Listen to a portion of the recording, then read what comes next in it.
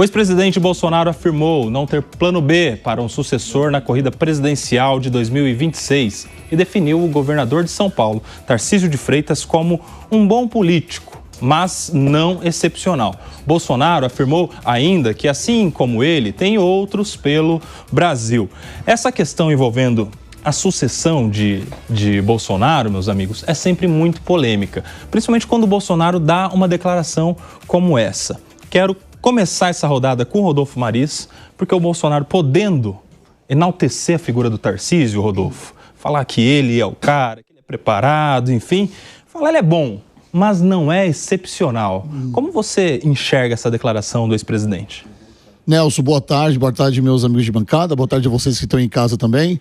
Bom, a gente tem que tomar muito cuidado ao analisar essa frase, né, essa colocação do ex-presidente Bolsonaro, lembrando que muitos atribuem as falas dele em 2022, a perda, né, da campanha dele, da corrida eleitoral em 2022, para o atual presidente, para o Lula, por conta das falas dele. Diversas vezes a ele falou coisas inadequadas, coisas que não são apropriadas para um presidente, o que fez, talvez, ali ele perder o pleito de 2022. E agora ele vem já sinalizando que o Tarcísio é um fiel escudeiro, um amigão fiel, mas não é um excelente, não é um excepcional candidato para 2026, colocando ali, tentando colocar o Tarcísio no lugar dele, o que eu acho, Nelson, de verdade, mais uma das falas absurdas do ex-presidente Bolsonaro. Ô, Fábio Ricardo, bem-vindo ao Tá na Roda, é uma honra te receber, meu amigo. Eu quero entender o que significa essa manifestação do Tarcísio, colocando ali uma ressalva, colocando um porém, uma vírgula em cima do nome do Tarcísio. Bem-vindo, boa tarde. Boa tarde a todos aqui da bancada, boa tarde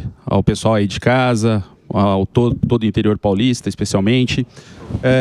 Na verdade, o candidato dos sonhos do Bolsonaro é o Lula e do Lula é o Bolsonaro. Da oposição, você fala. É a marca que eles têm para seguir. Então, o Bolsonaro vai sustentar isso até quando a última hora para não criar um novo nome. A verdade é esse, é um medo de se criar um novo nome. Tarcísio tem força para isso, tem força influente no estado de São Paulo, facilmente pode convocar os prefeitos, o agro do estado de São Paulo, que é muito forte nesse sentido. Então, o Bolsonaro tem essa intenção de não criar mais uma frente, mais uma pessoa para fazer oposição e se construir.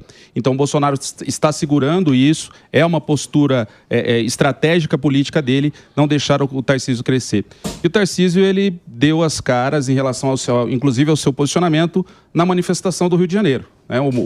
A manifestação mais contundente que o Tarcísio deu até hoje foi no Rio de Janeiro, já também colocando aí a cabeça fora do buraco. É uma situação do Tarcísio, Priscila Silveira, boa tarde para você também. É uma situação do Tarcísio que ele é político, é governador do estado de São Paulo pela força política do Bolsonaro, né? Não existe o tarcisismo, existe o bolsonarismo que elegeu, inclusive, o próprio Tarcísio. Então ele se vê numa condição de aceitar qualquer que seja a manifestação, né, do Bolsonaro, de não ir contra, de quando tem uma manifestação como teve no Rio de Janeiro, de aderir, de fazer coro, de fazer os discursos de agradecimento, enfim, sempre lembrar dessa gratidão, né, parece que é algo que também é sempre esperado por ele. Como é que você vê a situação do Tarcísio, que vem pontuando, vem sendo testado, é um nome testado nas pesquisas presidenciais, numa situação de sucessão, lembrando que o ex-presidente está inelegível. Priscila Silveira. Boa tarde, Koba, meus colegas aqui da roda, a toda a nossa audiência. Koba, eu vejo no governador Tarcísio uma prudência, né, dentro da própria junção dos trabalhos. Quando a gente fala que o Bolsonaro disse, nossa, ele é bom, ele não é excepcional, um pouco discordando aqui do meu colega Fábio, eu não acho que o candidato dos sonhos do Bolsonaro é o Lula, é ele mesmo, é o próprio Bolsonaro. O candidato dos sonhos do Bolsonaro, Fábio, é ele mesmo.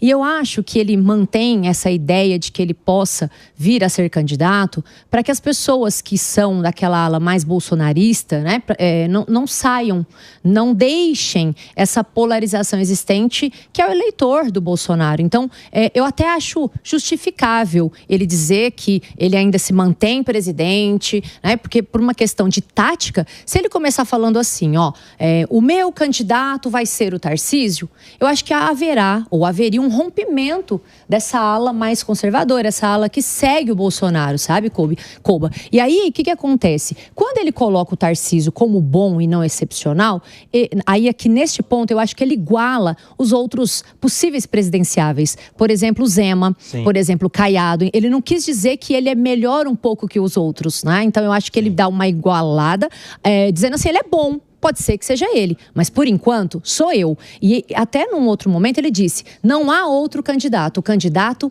será a minha pessoa. Ele insiste nisso. O plano A, B e C, isso, segundo ele. Plano A, B e C é ele, né? Será ele. E o D, com muito esforço, o Tarcísio, que nesse caso eu acho ele muito prudente, como você bem colocou, né, aqui, ele é... Como é que fala? Filho, né, do Bolsonaro. Apadrinhado, isso, né? Apadrinhado. Cria, eu queria falar essa palavra. Ele é cria do Bolsonaro e o Tarcísio, gente, ele é muito inteligente. Porque ele sabe, veja só, que se ele já começar, batendo de frente, o que vai acontecer com a ala da direita que vota no Tarcísio? Vão escanteá-lo, como a gente observa que vem sendo feito com outros candidatos que fazem isso. Vocês já viram aí na nossa roda aqui desse domingão, chegou para se somar esse time, o Henrique Kriegner. Chegou direto do aeroporto, não é isso, Kriegner? Direto do aeroporto, vindo correndo aqui. Tava onde, Kriegner? Em Recife, Pernambuco. Tá aí. Kriegner, você já acompanhou o debate aí. Essa situação do Bolsonaro, eu vou contextualizá-lo. Falar a fala completa do Bolsonaro. Disse o ex-presidente, eu tenho plano B, Bolsonaro. Eu vou até o último...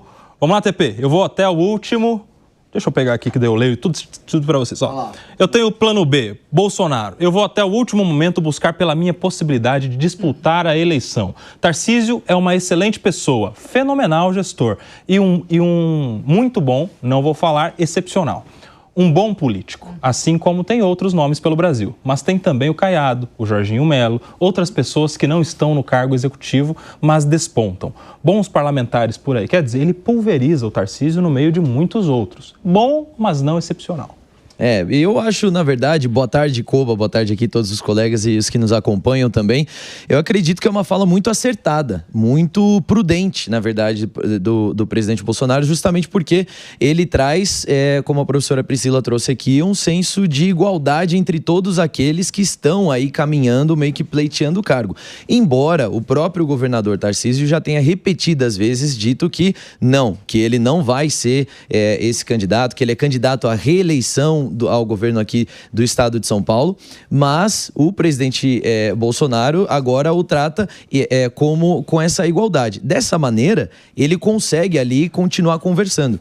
E é até bom para o próprio mandato de governador aqui do Tarcísio. Acho que a gente precisa lembrar disso, porque a partir do momento que ele tem algum tipo de aval ou algum tipo de validação da boca do ex-presidente Bolsonaro para então fazer referência ao Tarcísio como seu sucessor ou como aquele que vai herdar aí a sua bênção, tudo que o Tarcísio fizer se transforma automaticamente numa obra eleitoreira ou numa obra eleitoral.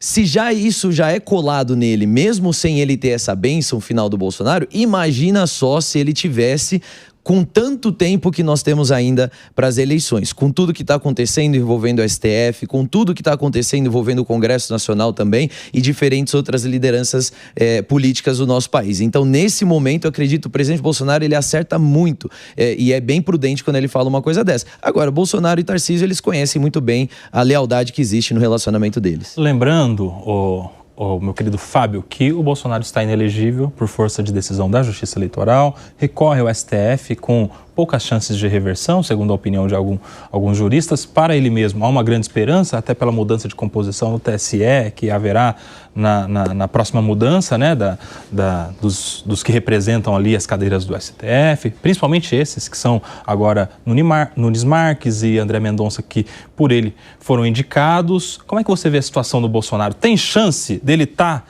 na urna no ano que vem? E aí? Eu acho que a resposta na última manifestação também foi dada pelo próprio Tarcísio. A hora que o Tarcísio decidiu falar com a ala mais radical do bolsonarismo, né? Ele também está dando recado, eu estou aqui. Eu estou aqui. Então ele abriu esse flanco e a situação do Bolsonaro, na minha visão jurídica, é extremamente complicada. Bolsonaro vai ter grande dificuldade para se sustentar. se levar essa candidatura para frente é uma aventura jurídica e pode prejudicar aqueles que acreditam na direita, na forma que está posta. Então, dificilmente, mesmo com uma nova composição que possa vir do TSE, o Bolsonaro conseguirá reverter. E o próximo julgamento que está por vir ainda, né? Tem outra agravante que, segundo as previsões, até o fim do ano pode estar concluído esse julgamento. E se vir mais um resultado negativo, mais um desgaste, e o Bolsonaro começa, aquela pessoa, ser deixada de lado, né? Segundo, no linguajar político, ele vira poça d'água, né? As pessoas vão começar a desviar dele dentro desse cenário. Então, o próprio grupo, a própria direita, pode abandonar o Bolsonaro. Essa outra situação que fala o Fábio é justamente a situação agora do processo criminal que se instaurou, né? Depois da denúncia aceita nesta semana, daqui a pouquinho a gente vai ter uma rodada especial detalhando tudo que foi esse julgamento. Teremos convidados especiais, o Sergei Kobrarbeck, o Cristiano Jucadar estarão conosco, se juntando ao nosso time aqui para analisar ponto a ponto do que foi esse julgamento. Se você não entendeu, você vai entender hoje aqui com os nossos especialistas o que está rolando lá nessa ação criminal. Mas por enquanto, ainda voltando para essa sua situação política, interessante isso, Rodolfo, que o Bolsonaro, segundo a decisão, está fora da disputa, mas ele não sai da disputa. Ele, até os 45 do segundo tempo, ali pretende levar essa sua candidatura. E aí? O que para mim é um erro. É uma estratégia? Você acha errado? Como é que é? Para mim é um erro, Nelson. Eu fui a opinião contrária da roda aqui, né? Todo mundo falou o oposto do que eu penso aqui em relação à fala do Bolsonaro. E aí? Eu não acho que a fala dele colocando o nosso governador como não excepcional, não é uma pessoa excepcional, vai causar um problema para ele lá na frente. Porque fato é que ele hoje está inelegível. E ele não largando esse osso, essa mania de estar no poder e não passar isso pro próximo é muito ruim. Porque a direita hoje só tem um líder, que é ele. E ele deveria justamente estar andando com pessoas que, segundo ele lá na frente, não podendo ser candidato, estando inelegível, talvez até preso, né? Nós não sabemos o que pode acontecer. Se a direita não formar um líder agora, vários líderes, pseudos líderes da direita começam a aparecer. Nós tivemos um fenômeno aqui em São Paulo que foi o Pablo Marçal, que se levantou como um líder da direita, lembrando que o Nunes estava ali em cima do muro, né? Nós tínhamos o Boulos de esquerda e o único candidato que se colocou como direita mesmo foi o Pablo Marçal, que tomou porrada da direita. E agora nós estamos vendo o Caiado se levantando lá também como líder da direita,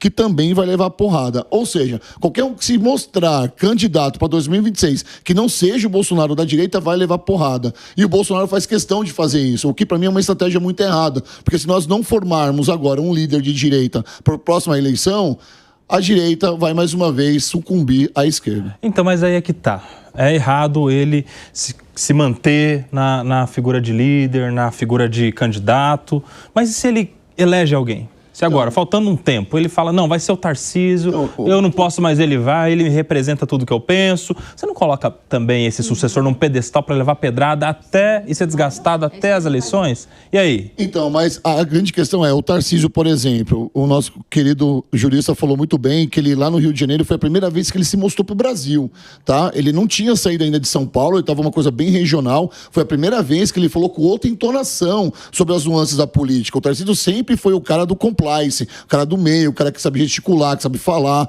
Ele esteve em Santos com o presidente Lula para falar da questão do túnel lá, que vai ligar o Guarujá. Então, ou seja, ele é bem articulado. Quando ele sobe ao palanque no Rio de Janeiro, nós vimos um outro lado do Tarcísio, um lado um pouco mais radical, para ficar conhecido nacionalmente. E ali, para mim, ali a semiótica já está clara, já está mostrando para o Brasil que existe uma nova pessoa. E o grande líder, Nelson, ele é reconhecido por formar novas lideranças. Não é uma questão de ser o líder no topo e ficar aquela coisa autoritária. Líderes bons formam outros líderes. E falta isso para o Bolsonaro nesse momento. Fala, Pri. Não, sim, eu só, na verdade, Rodolfo, vontade, não, só quero dizer que eu não fui contrário. O que eu quis explicar é que provavelmente o Bolsonaro deva ter feito isso para não fazer com que o eleitor dele penda para um dos seus possíveis presidenciáveis. Não estou dizendo que eu concorde com o que ele fez, só para deixar claro, né? Eu abono também com a Priseta falando. Quando eu disse que ele provavelmente tenha feito isso porque ele não quer que os eleitores dele se esvairam por outros, eu acho que foi isso que eu quis dizer. Não assim que eu estava contrário. Eu entendi, mas a minha oratória foi em cima do que o Nelson tinha perguntado sobre a fala do Bolsonaro, de ele não ser excepcional. Então ele não coloca como nenhum líder excepcional, o que já causa um problema para ele no futuro, em 2026. Quem é que vai voltar mas em cima, ser excepcional, entende? Em cima da sua colocação, a taxa de transferência de voto de eleitorado, né? Tem que ser feito sob esse prisma, essa análise do que o Bolsonaro será capaz de transferir. Né? Que, via de regra, se fala em 30%, né? Mas num radicalismo, aí a coisa pode ser um tanto maior.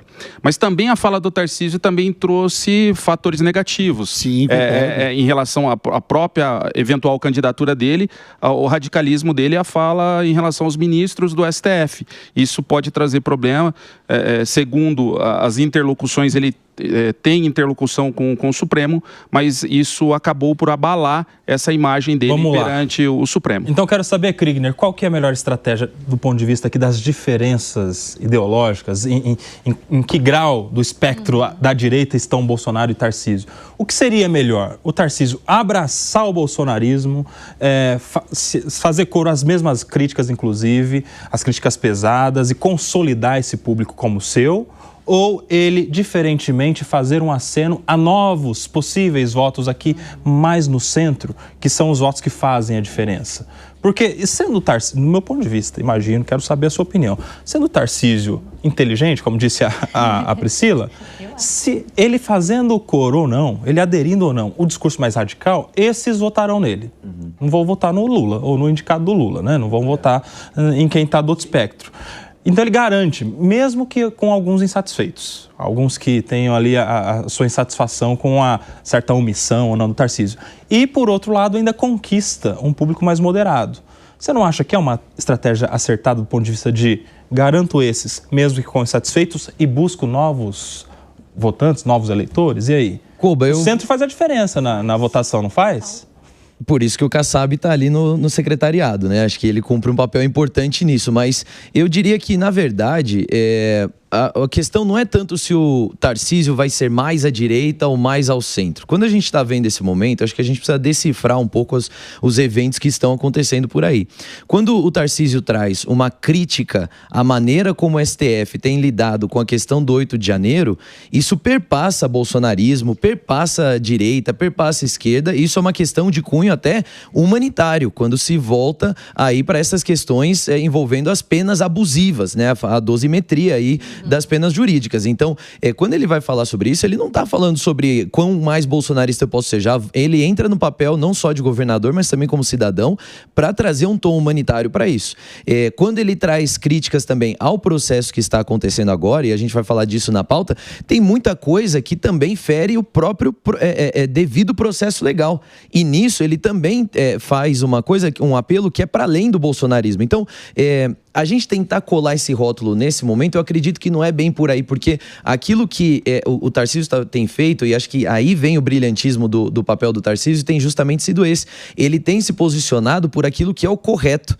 Claro que ele não é perfeito, mas na questão do 8 de janeiro, na questão do que está acontecendo agora, existe sim uma versão correta que não está sendo defendida pela Suprema Corte, nem pelas grandes vozes aí de influenciadores. E o Tarcísio tem se posicionado por esse lugar. Então eu não olharia nem até se ele vai tentar ficar mais à direita ou mais ao centro. Se ele permanecer falando aquilo que é o correto e que o povo também considera como é o correto, aí é o caminho aberto para ele. Agora, um outro flanco que se abre a partir desse discurso do Bolsonaro é a pluralidade de opções, né? Porque ele cita outros nomes ali. Ele tem o Zema, o Caiado, ele cita o Jorginho Melo, inclusive a gente se lembra do Ratinho Júnior, que pontua bem, e é do partido do Kassab, enfim, do PSD. Como é que vocês veem esses outros nomes? E aí, Rodolfão, começa.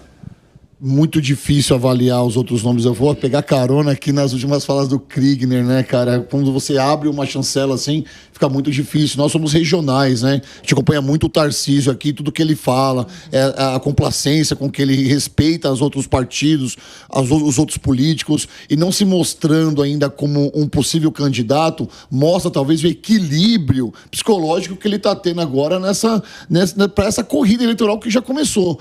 Talvez queimar cartucho, Gaúcho, o Caiado, por exemplo, que vai se lançar agora no próximo dia 4, né? Um evento que vai ter em Salvador. Ele vai se lançar a candidato à presidência da República, sendo ele de um partido de direita que nem teve autorização, mas vai sair. O Zema se colocando lá em Minas como um possível candidato também, não assinando ainda que vai sair, mas eu ainda não consigo enxergá-los como pessoas de peso para uma candidatura que possa enfrentar futuramente o atual presidente numa recandidatura, que é o Luiz Inácio Lula da Silva. Então, talvez ainda é queima largada, Nelson. Lembrando que o Zema até se colocou há alguns anos atrás... Né? Não, ele se colocou à disposição para ser candidato a vice. Que é diferente, né? É raro a pessoa se lançar pré-candidato a vice de alguém, né? Mas ele se colocou, falou, tô na pista, tô aí para negócio. É importante ir no Senado, ele falou, talvez eu respire ares lá no Senado, eu não sei. Mas demonstra certa fragilidade já, né? Ele já tá vendo que para ele não dá o jogo, mas eu vejo o Ronaldo Caiado como uma questão de credibilidade e trânsito nos poderes muito maior que os demais candidatos. Muito embora o Ratinho tenha o espectro do pai, aí que conversou com o Brasil inteiro por muitos anos e conversa com o Brasil inteiro, ainda tem essa distância. Agora o Ronaldo Caiado tem o grande trânsito na velha política brasileira. Então, isso dá grande força e senador, já foi candidato a presidente. Já foi candidato a presidente. Está agradando o povo de Goiás, né, no seu mandato, com o discurso de segurança pública, se correta ou não correta a política. Mas ele consegue... A pergunta é, de segurança... A pergunta é, ele consegue, mesmo sem o apoio do Bolsonaro? Porque ele e o Bolsonaro trocaram umas cotoveladas ali nas eleições municipais do ano passado, né? Com seus apadrinhados disputando a prefeitura de Goiânia. Mas se o Bolsonaro ele visualizar que ele não tem outra alternativa, vai ser a alternativa que lhe for mais viável. O Bolsonaro, ele é um cara... no linguajar político lá do nosso interior de São Paulo, ele é jacaré do Papo Amarelo, ele come até os filhotes dele. Não tem situação. Ele é ele, como foi dito aqui, foi bem dito pela professora Priscila, ele pensa nele. Então, ele só vai ter o plano B a hora que ele vê que não dá mais para segurar essa situação. Então, a hora que ele não conseguir mais segurar a candidatura, a hora que ele vê e as pessoas começarem a desgarrar, né, essa situação. Então, por isso que eu acho que o discurso do Tarcísio já foi para esse povo mais radical. Só que também, na minha visão, foi um grande erro do Tarcísio, porque ele realmente tem um trânsito no centro e ele pode acabar perdendo o apoio dos moderados que podem definir essa eleição. E também discordo, assim, que o Tarcísio acerta sempre. Eu discordo muito nessa situação que ele acerta. Mas não foi isso que eu falei, né? Eu disse que o Tarcísio ele tem caminhado nessas pautas bombas num lugar mais centrado, não por uma questão bolsonarista ou esquerda ou coisa do tipo. Ele tem caminhado o que é certo. Aí o que é certo no sentido de nós estamos vendo pautas, penas que estão sendo aplicadas fora da dosagem devida, né? E isso é uma questão humanitária, tanto é que já começou a ser revisto, o caso da Débora é um deles. A outra questão do devido processo legal também, que é pauta de números, aí especialistas na área também, falando sobre o quanto que tem coisa que tá fugindo aí. Então acho que esse é o ponto, né? Que ele acerta sempre no sentido perfeição, ou até levando para ele ser um semideus. Mas é justamente nesses pontos ele tem colocado pautas que são o posicionamento que é muito como que o povo pensa também. Agora tem um lado aí nesse ponto, se eu puder pegar o gancho, que é justamente a questão do... o Bolsonaro tá pensando nele, mas todos os outros também estão. Então nós vamos ter que ver a disputa de quem é maior pelo teste da verdade. Porque, por exemplo, o Caiado não vai largar o osso, ainda que ele não seja escolhido. Até porque, ele já disse. Pro Caiado, diferentemente de todos os outros aí que estão no radar, pode ser a última chance dele disputar a presidência, né? Ele já tinha essa pretensão, né? Essa ambição política há décadas atrás, já percorreu o governo do Estado, Senado, ou seja, ele dos que tem aí é o que tem menos a perder, né? Ele tem de alguma maneira o apoio ali de parte do partido, né? Tanto que vai fazer o lançamento da sua pré-candidatura. Gustavo Lima como cabo eleitoral forte. Depois de ter desistido, exato, são amigos, né? O Gustavo Lima e o Ronaldo Caiado. Então, o Caiado, acho que ele sai um pouco desta bolha que pode formar uma composição, né? O que ganharia o Caiado entrando numa composição e desistindo do sonho da vida? E aí? Ganhar não sabemos, mas perder, ele pode perder tudo que ele tem. E colocou todas as fichas na mesa. All in, coloca tudo ali. Quem joga pôquer sabe. Colocou tudo que tem na mesa, ele pode perder tudo que ele tem. Porque se ele não tiver o apoio do Bolsonaro, se de repente o Bolsonaro falou, meu candidato perfeito é o Tarcísio. Pronto, melou toda a candidatura do Caiado. Será que vale a pena se lançar assim, sem antes você sentar numa mesa, numa negociata e colocar todas as fichas na mesa? Mas eu acho, sabe, Rodolfo, que o que aconteceu? Eu acho que ele já viu que o Bolsonaro, eu não sei, eu penso que ele já percebeu qual vai ser o plano D, né, Koba? D, que o A veio, já existem aí, enfim. E ele falou, eu não estou na reta desse plano.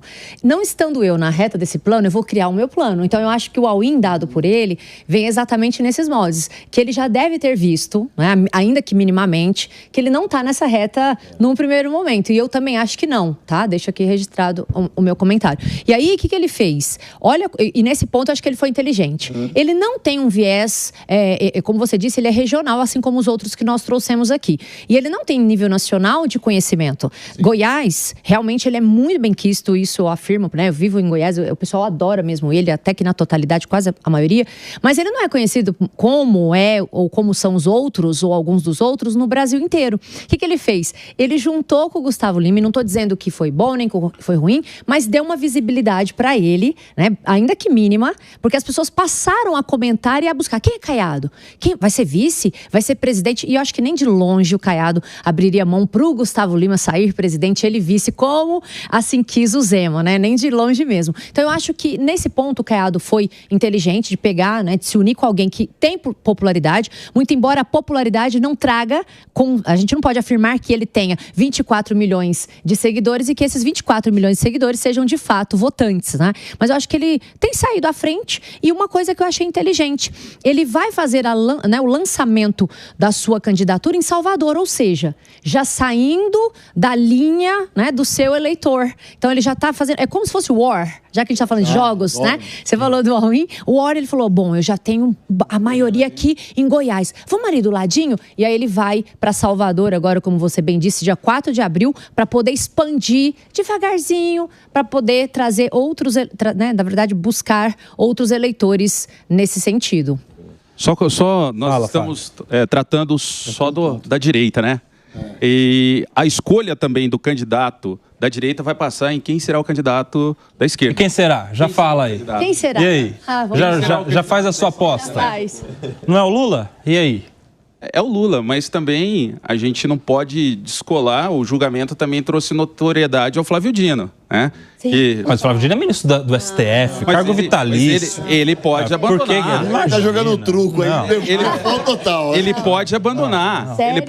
Ele pode abandonar. Agora, tem uma coisa que ele não é bobo, ele não vai largar um cargo de ministro do STF. Acho que não. Ele até citou um livro, né, O Estrangeiro, numa situação bem ímpar, agora na admissibilidade da ação penal, né, dizendo que aquela pessoa que foi ao velório da mãe e não chorou pode ser considerado o culpado, né? Fábio. Nessa situação, ele trouxe grande notoriedade. O Flávio Dino tem buscado notoriedade e também é muito inteligente. Sei lá. Deixa eu falar uma coisa pra vocês. Ele não voa. Deixa eu falar uma coisa. Você acha que o Flávio Dino vai deixar o cargo de ministro do Supremo Tribunal Federal, um cargo vitalício? Ele já prometeu nesse julgamento terça-feira que depois que acabar vai voltar à advocacia, né? Já deixou, já tem o trilho todo formado. Vai deixar tudo isso para perder uma eleição, o Fábio Ricardo? Veio assistir o jogo do Corinthians, né? Pois é. Esteve aqui prestigiando o nosso timão aí, campeão paulista. Foi bonito de ver o ministro aqui. Então vamos nessa rodada aí. Quem que é o candidato da esquerda? Então, eu acho que o Lula, não sei, talvez ele, né, se recue e ele aposta, eu penso que o Lula aposta no Haddad, mas o Haddad foi jogado aí, né, na boca do jacaré, coitado. E aí eu digo coitado porque tá no ministro da Economia, gente, é muito complicado, a economia move o país, move o eleitor. Então, eu acho que um primeiro momento o Haddad e o Boulos, por mais que ele tenha ficado, né, foi uma junção com a esquerda, ele ficou em segundo, acho que ele deu uma recuada e me parece, salvo o melhor juízo, que ele tem a ideia de voltar para ser aí, disputar, né, o parlamento, para ser deputado novamente. Então, eu acho que ele vem no Haddad, mais uma vez, que dizem as más línguas ser o queridinho do presidente. Fala, eu quero te ouvir também, Kriegner. Quem que é? Lula com certeza Lula vem. E se por alguma razão, eu vou também com o palpite do Haddad, porque por mais que a imagem dele esteja desgastada e tem todos os resultados contrários aí, a gente tem que lembrar, na Argentina, o ministro das Finanças ali da Cristina Kirchner, num dos piores momentos da Argentina, era o Alberto Hernandes, que depois conseguiu ainda ser eleito como presidente, né? Então, mesmo com todo o cenário catastrófico, ele conseguiu entrar. A gente precisa ver porque isso pode acontecer, mas para mim, eu acho que o Lula, o Dino não apostaria, sabe por quê? Eu nunca vi um rei que abriu mão da sua realeza para virar presidente ou primeiro-ministro. Então o cara... Foi muito bem o Kriegner agora aí dizer isso. Abrir mão da sua soberania absoluta em cima do país, eu acho que ele não faria. Mas o Lula acho que vem. E a reforma tributária agora, né? Essa questão nova taxação aí aos ricos, né?